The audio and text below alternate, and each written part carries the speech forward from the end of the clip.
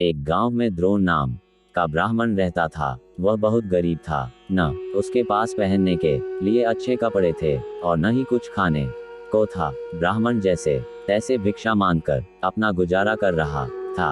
उसकी गरीबी को देखकर एक यजमान को उस पर दया गई। उसने द्रोण को बैलों का एक जोड़ा दान में दे दिया। बैलों को गोधन मानकर ब्राह्मण द्रोण उनकी सेवा पूरी लगन के साथ करने लगा। उसे बैलों से इतना प्रेम था कि वो खुद कम खाता था, लेकिन बैलों को भरपेट खिलाता था। ब्राह्मण की सेवा पाने के बाद दोनों बैल तंदुरुस्त हो गए। एक दिन हटेकते बैलों पर चोर की नजर पड़ गई। बैलों को देखते ही चोर ने मन ही मन बैलों को चुराने की योजना बना ली।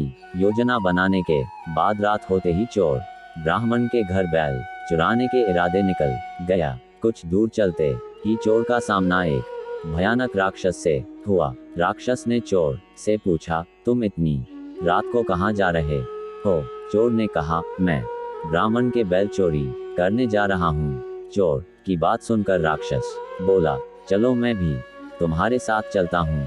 मैं कई दिनों से भूखा हूँ। मैं उस ब्राह्मण को खाकर अपनी भूख शांत करूँगा और तुम उसके बैल ले जाना।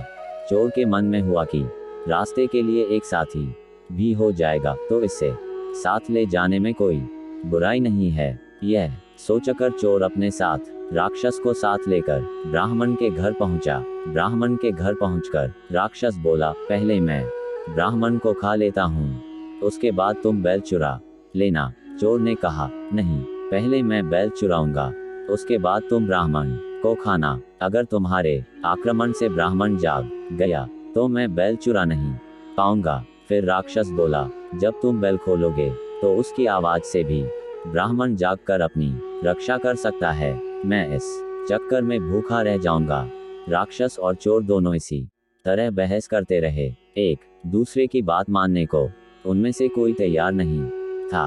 उसी बीच राक्षस और चोर की आवाज सुनकर ब्राह्मण जाग गया।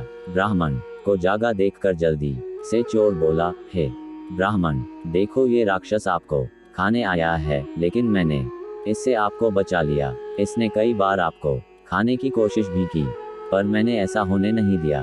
चोर की बात सुनकर राक्षस ने भी तुरंत कहा, नहीं ब्राह्मण, मैं आपको खाने नहीं, बल्कि आपके बैलों की रक्षा करने के लिए यहाँ आया हूँ। ये चोर आपके बैल चुराने आया था। दोनों की बात सुनकर ब्राह्मण को शक हुआ। खतरे को भांपते हुए ब्राह्मण ने फटाफट डंडा उठाया और दोनों को भगा दिया। कहानी से सीख, हमें हमेशा परिस्थिति के अनुसार काम करना चाहिए, जैसे इस कहानी में ब्राह्मण ने किया। उसे चोर व राक्षस की बात सुनने के बाद अपनी आत्मरक्षा के लिए डंडा उठा लिया, जो उस परिस्थिति के लिए बिल्कुल सही था।